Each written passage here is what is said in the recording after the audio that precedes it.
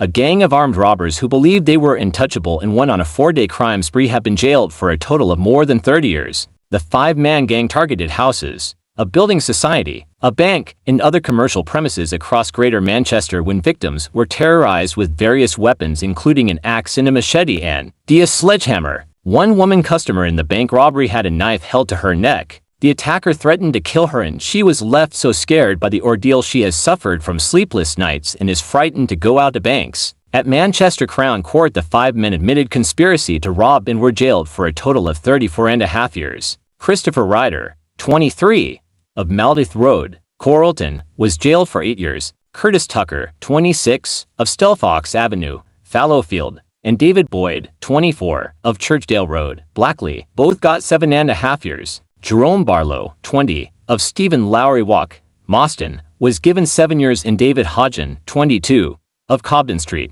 Moston, was jailed for 4.5 years. Hodgen was given an extra 12 months for a string of offenses involving a girlfriend when he bombarded her with telephone calls and texts, threatened to cut off her hair and punch her. Neil Fryman, prosecuting, said the robbery plot started when getaway cars were stolen from neighboring houses in Coralton when the owners were terrorized into handing over the keys. The court heard how the gang carried out an attempted robbery ramble when 3 masked men armed with a crooklock, a machete and a wheel brace tried to smash their way in, but the door was locked because of a previous robbery and they fled when the panic button was activated. Later the same day, 3 men attacked the Halifax Bank in Shaw, Oldham, and stole £30,000 after a knife was held to the woman customer's neck. A sandwich bar in Heald Green was also robbed of £300 by 2 men armed with a metal bar, while the final raid was on a wine bar in Gatley when 2 gang members went in and tried to steal the takings, but fled empty-handed, said Mr. Fryman. 3 defendants were arrested separately after a major police operation, while Barlow and Hodgen were caught a month later after a 110 mph chase through Salford,